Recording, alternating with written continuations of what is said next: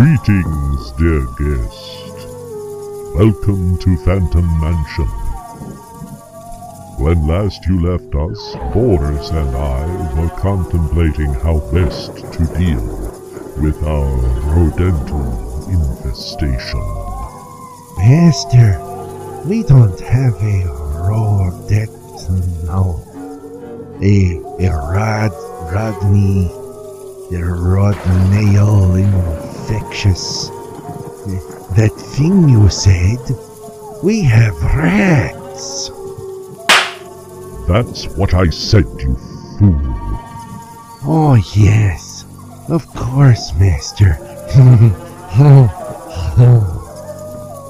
Shall I get the sledgehammer? Yes, perhaps that is the best way to deal with these vermin.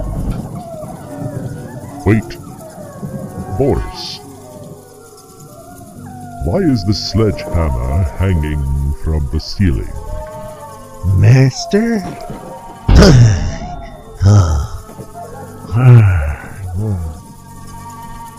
Oh dear. Those pesky poltergeists that haunt the mansion have struck again.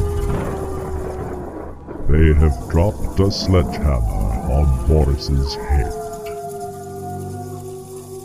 Boris, are you all right? Boris! Wow, that was quite a wake-up call. My head feels like a cantaloupe. That's crazy. Oh dear. It is Boris's other personality. Well, I dare not hit Boris on the head again so soon after the first blow. We shall have to accept things as they are for the moment. Well, can you help with the mansion's rat problem? Okie dokie, artichoke.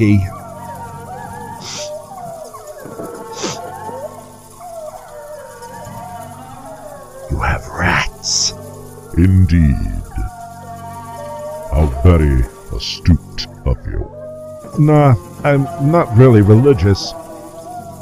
Anyway, here's your problem. Most people are not psychologically equipped to catch rats. You have to get inside their mind. You have to know what they want, what they need. You have to think like a rat. If you can do that, if you can think like a rat, you can anticipate their moves, and then pow! Sayonara, Ratsky. Yes, I see. Can you take care of the rat problem? I'm gonna need access to your laboratory, Doc. I'm gonna have to throw together some special equipment. And maybe some potions. Interesting. I did not know Boris's other side knew his way around a test tube. Oh yeah.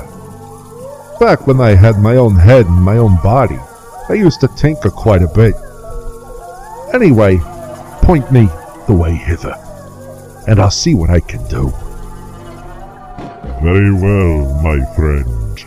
The laboratory is right through that door. Help yourself to whatever you need, and I shall join you momentarily. Bada bing!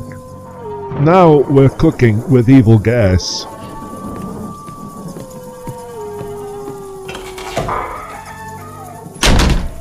I would never allow Boris to fool about in the laboratory while in his right mind.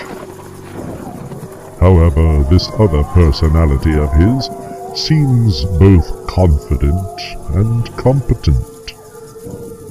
In any case, we shall allow him to walk in and attempt to solve our rat problem. I think this shall, at the very least, be most interesting and entertaining.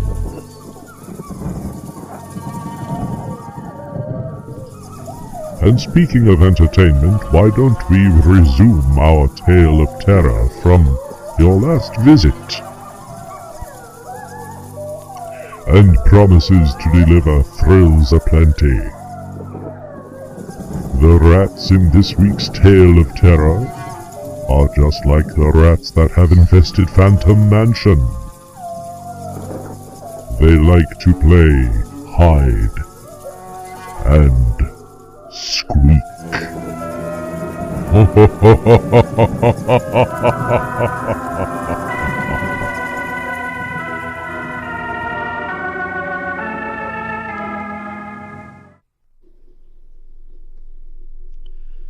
The Rats in the Walls by H.P. Lovecraft. On July 22nd occurred the first incident which, though lightly dismissed at the time, takes on a preternatural significance in relation to later events. It was so simple as to be almost negligible, and could not possibly have been noticed under the circumstances, for it must be recalled that, since I was in a building practically fresh and new except for the walls, and surrounded by a well-balanced staff of servitors, apprehension would have been absurd despite the locality. What I afterward remembered is merely this, that my old black cat, whose moods I know so well, was undoubtedly alert and anxious to an extent wholly out of keeping with his natural character. He roved from room to room, restless and disturbed, and sniffed constantly about the walls which formed part of the old Gothic structure. I realize how trite this sounds. Like the inevitable dog in the ghost story, which always growls before his master sees the sheeted figure. Yet I cannot consistently suppress it. On the following day, the servant complained of restlessness among all the cats in the house. He came to me in my study, a lofty west room on the second story, with groined arches, black oak paneling, and a triple Gothic window overlooking the limestone cliff and desolate valley. And even as he spoke, I saw the jetty form of Niggerman creeping along the west wall and scratching at the new panels which overlaid the ancient stone. I told the man that there must be some singular odor or emanation from the old stonework imperceptible to human senses, but affecting the delicate organs of cats even through the new woodwork. This I truly believed, and when the fellow suggested the presence of mice or rats, I mentioned that there had been no rats for 300 years, and that even the field mice of the surrounding country could hardly be found in these high walls, where they had never been known to stray. That afternoon I called on Captain Norris, and he assured me that it would be quite incredible for field mice to infest the Priory in such a sudden and unprecedented fashion. That night, dispersing as usual with the valet, I retired in the west tower chamber which I had chosen as my own, reached from the study by a stone staircase and short gallery, the former partly ancient, the latter entirely restored. This room was circular, very high, and without wainscoting, being hung with a arras which I had myself chosen in London. Seeing that Niggerman was with me, I shut the heavy Gothic door and retired by the light of the electric bulbs which so cleverly counterfeited candles, finally switching off the light and sinking on the carved and canopied four-poster, with the venerable cat in his accustomed place across my feet. I did not draw the curtains, but gazed out at the narrow north window which I faced. There was a suspicion of aurora in the sky. Delicate traceries of the window were pleasantly silhouetted.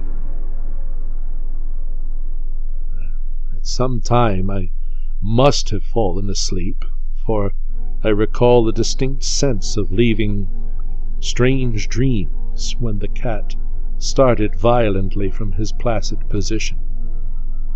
I saw him in the faint auroral glow, head strained forward, 4 feet on my ankles and hind feet stretched behind. He was looking intensely at a point on the wall, somewhat west of the window. A point which to my eye had nothing to mark it, but toward which all my attention was now directed.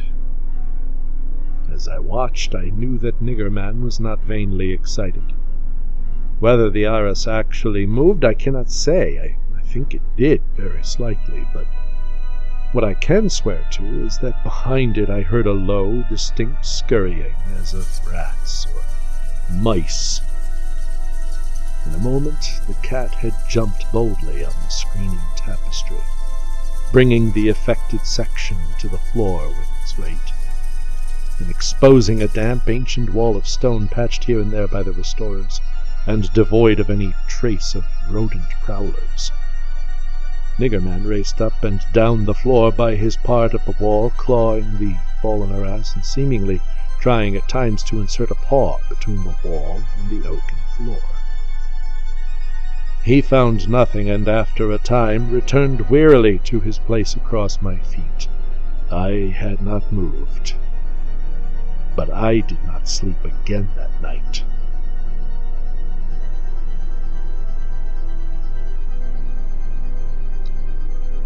In the morning I questioned all the servants, and found that none of them had noticed anything unusual, save that the cook remembered the actions of a cat which had rested on her windowsill. This cat had howled at some unknown hour of the night, awaking the cook in time for her to see him dart purposefully out of the open door down the stairs.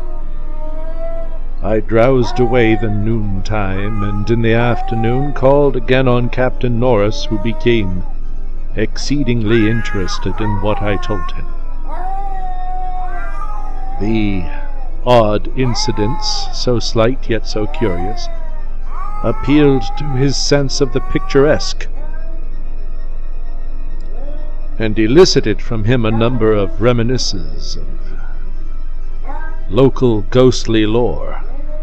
We were genuinely perplexed at the presence of rats, and Norris lent me some traps and Paris green, which I had the servants place in strategic localities when I returned.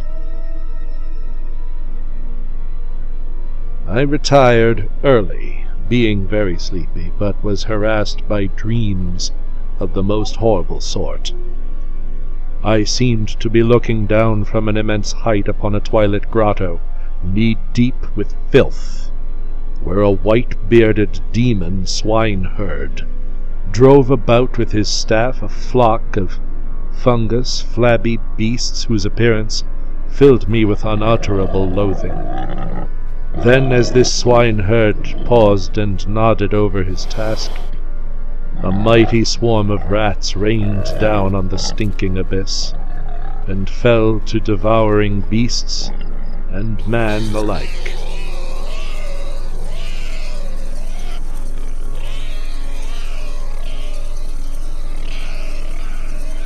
From this terrific vision I was abruptly awaked by the motions of Niggerman, who had been sleeping as usual across my feet. This time I did not have to question the source of his snarls and hisses, and of the fear which made him sink his claws into my ankle, unconscious of their effect, for on every side of the chamber the walls were alive with nauseous sound, the verminous slithering of ravenous gigantic rats. There was now no aurora to shew the state of the arras, the fallen section of which had been replaced, but I was not too frightened to switch on the light. As the bulbs leapt into radiance, I saw a hideous shaking all over the tapestry, causing the somewhat peculiar designs to execute a singular dance of death. This motion disappeared almost at once, the sound with it. Springing out of bed, I poked at the arrat with the long handle of a warming pan that rested near, and lifted one section to see what lay beneath. There was nothing but the patched stone wall, and even the cat had lost his sense of realization of abnormal presences. When I examined the circular trap that had been placed in the room, I found all of the openings sprung, though no trace remained of what had been caught and had escaped.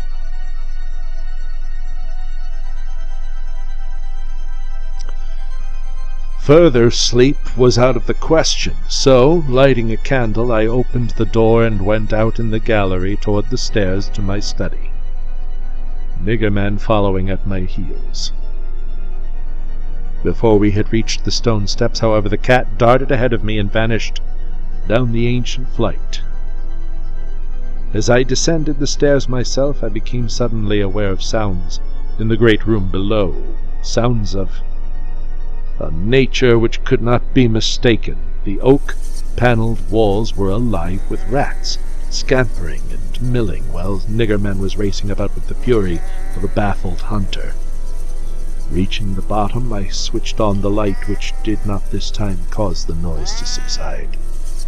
The rats continued their riot, stampeding with such force and distinctiveness that I could finally assign to their motions a definite direction. These creatures, in numbers apparently inexhaustible, were engaged in one stupendous migration from inconceivable heights to some depth, conceivably or inconceivably below. I now heard steps in the corridor, and in another moment 2 servants pushed open the massive door. They were searching the house for some unknown source of disturbance which had thrown all the cats into a snarling panic and caused them to plunge precipitately down several flights of stairs and squat yowling before the closed door to the sub-cellar. I asked them if they had heard the rats, but they replied in the negative. And when I turned to call their attention to the sounds in the panels, I realized that the noise had ceased. With the 2 men, I went down to the door of the sub-cellar, but found the rats already dispersed. Later, I resolved to explore the crypt below, but for the present I merely made a round of the traps. All were sprung, yet all were tenantless. Satisfying myself that no one had heard the rats, save the felines and me, I sat in my study till morning, thinking profoundly and recalling every scrap of legend I had unearthed concerning the building I inhabited. I slept some in the forenoon, leaning back in the one comfortable library chair which my medieval plan of furnishing could not banish. Later I telephoned Captain Norris, who came over and helped me explore the sub-cellar. Absolutely nothing untoward was found, although we could not repress a thrill at the knowledge that this vault was built by Roman hands. Every low arch and massive pillar was Roman, not the debased Romanesque of the bungling Saxons, but the severe and harmonious classicism of the age of the Caesars. Indeed, the walls abounded with inscriptions familiar to the antiquarians who had repeatedly explored the place. Things like P. Gite, Prop, Temp, Dona, El Pres, Us Pontifa Attis. The reference to Attis made me shiver, for I had read Catullus, and knew something of the hideous rites of the Eastern god, whose worship was so mixed with that of Segoli. Norris and I, by the light of lanterns, tried to interpret the odd and nearly effaced designs on certain irregularly rectangular blocks of stone, generally held to be altars, but could make nothing of them. We remembered that one pattern, a sort of rayed sun, was held by students to imply a non-Roman origin, suggesting that these altars had merely been adopted by the Roman priests from some older and perhaps aboriginal temple of the same site.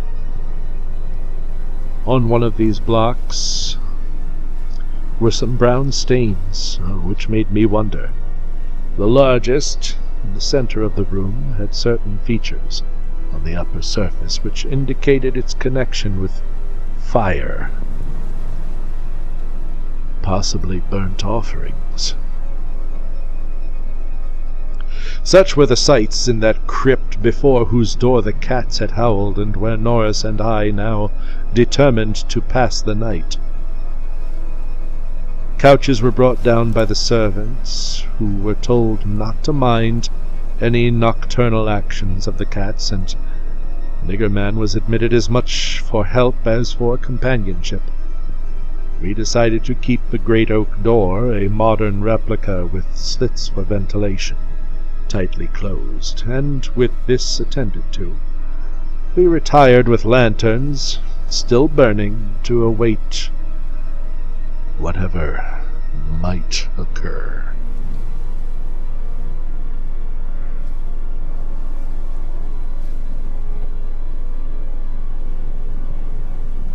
The vault was very deep in the foundations of the Priory, and undoubtedly far down on the face of the beetling limestone cliff overlooking the waste valley.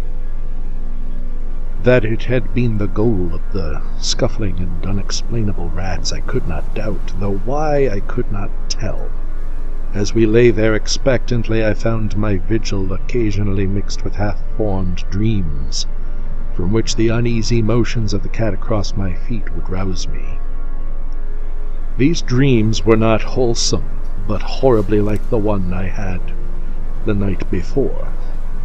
I saw again the twilit grotto and the swineherd and his unmentionable fungus beasts wallowing in filth. And as I looked at these things, they seemed nearer and more distinct, so distinct that I could almost observe their features.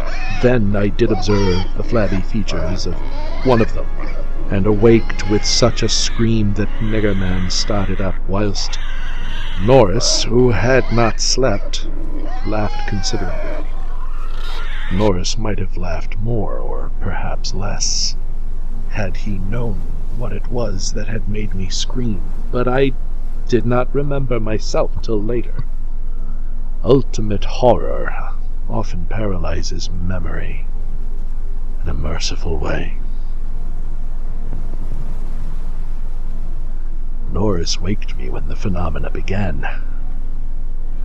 Out of the same frightful dream I was called by his gentle shaking and his urging to listen to the cats.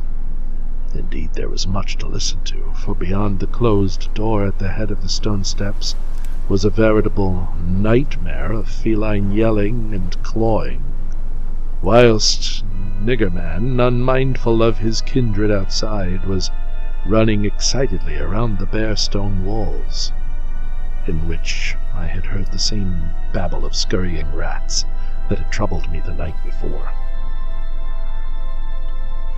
An acute terror now rose within me, for here were anomalies which nothing normal could well explain. These rats, if not the creatures of a madness which I shared with the cats alone, must be burrowing and sliding in Roman walls I had thought to be of solid limestone blocks. Unless perhaps the action of water through more than 17 centuries had eaten winding tunnels which rodent bodies had worn clear and ample, but even so, the spectral horror was no less. For if these were living vermin, why did not Norris hear their disgusting commotion? Why did he urge me to watch Niggerman and listen to the cats outside? And why did he guess wildly and vaguely at what could have aroused them? By the time I had managed to tell him as rationally as I could what I thought I was hearing, my ears gave me the last fading impression of the scurrying, which had retreated still downward, far underneath this deepest of subcellars, till it seemed as if the whole cliff below were riddled with questing rats. Norris was not as skeptical as I had anticipated, but instead seemed profoundly moved. He motioned to me to notice that the cats at the door had ceased their clamor, as if giving up the rats for lost, whilst Niggerman had a burst of renewed restlessness and was clawing frantically around the bottom of the large stone altar in the center of the room, which was nearer Norris's couch than mine. My fear of the unknown was at this point very great. Something astounding had occurred, and I saw that Captain Norris, a younger, stouter, presumably more natural, materialistic man, was affected fully as much as myself, perhaps because of his lifelong and intimate familiarity with local legend. We could for the moment do nothing but watch the old black cat as he pawed with decreasing fervor at the base of the altar, occasionally looking up and mewing to me in that persuasive manner which he used when he wished me to perform some favor for him. Norris now took a lantern close to the altar and examined the place where Niggerman was pawing, silently kneeling and scraping away the lichens of centuries which joined the massive pre-Roman block to the tessellated floor. He did not find anything and was about to abandon his effort when I noticed a trivial circumstance which made me shudder, even though it implied nothing more than I had already managed to imagine. I told him of it, and we both looked at its almost imperceptible manifestation with the fixedness of fascinated discovery and acknowledgment. It was only this, that the flame of the lantern set down near the altar was slightly but certainly flickering from a draught which it had not before received, and which came indubitably from the crevice between floor and altar, where Norris was scraping away the lichens. We spent the rest of the night in the brilliantly lighted study, nervously discussing what we should do next. The discovery that some vault deeper than the deepest known masonry of the Romans underlay this accursed pile, some vault unsuspected by the curious antiquarians of 3 centuries, would have been sufficient to excite us without any background of the sinister. As it was, the fascination became twofold, and we paused in doubt whether to abandon our search and quit the Priory forever in superstitious caution, or to gratify our sense of adventure and brave whatever horrors might await us in the unknown depths. By morning we had compromised and decided to go to London to gather a group of archaeologists and scientific men, fit to cope with the mystery. It should be mentioned that before leaving the subcellar we had vainly tried to move the central altar, which we now recognized as the gate to a new pit of nameless fear. What secret would open the gate? Wiser men than we would have to find. During many days in London, Captain Norris and I presented our facts, conjectures, and legendary anecdotes to 5 eminent authorities, all men who could be trusted to respect any family disclosures with which future explorations might develop. We found most of them little disposed to scoff, but instead intensely interested and sincerely sympathetic. It is hardly necessary to name them all, but I may say that they included Sir William Brinton, whose excavations in the Troad excited most of the world in their day. His As we all took the train for Manchester, I felt myself poised on the brink of frightful revelations, a sensation symbolized by the air of mourning among the many Americans at the unexpected death of the President on the other side of the world.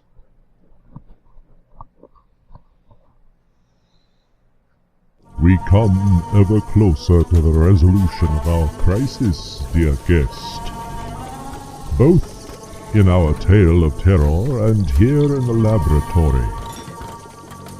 For clarity's sake, I have given Boris's other personality the name Caesar. Is that agreeable to you, Caesar? Whatever polishes your eggplant, Doc. I have been most impressed with Caesar's work in the laboratory. If not for the obvious ill effects and medical bills, I would arrange for Boris to be hit on the head more often. Tell me, Caesar, have you ever killed a rat before? I haven't killed anybody since 1984. Interesting. So, why don't you tell me about your rat trap? Will it work? Okie dokie. So, 2 rats fall in a bucket of cream. The first one drowns. The second one is going to struggle so hard that he'll churn this cream into butter. What do you think, Doc? No. Not as such. You're right. It's a bad idea. It's crazy. Besides, I was just joshing. Here's my real creation. It's my own special invention. It's an electronic atomic nuclear super kill blaster. Comes with all the attachment. Even has a corkscrew over here for when you have a bottle of Chianti. Comes with a full warranty and carrying case made of genuine leather. Incredible. But will it get rid of the rats? Doc, when this thing does its magic, even the rats won't have rats. Yes. Well, fire away and all that. Burn, baby, burn! Damn! The weapon has backfired and disintegrated Caesar. Nothing left but a pile of dust. Now I shall have to find a way to reconstitute him. But I have to say, the electronic atomic nuclear superkill blaster works. And so, dear guest, another visit draws to a close.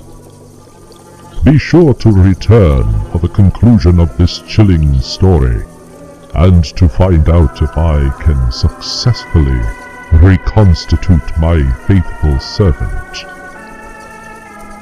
Too bad that he fell to pieces. Ha ha ha ha ha ha ha ha ha ha ha ha.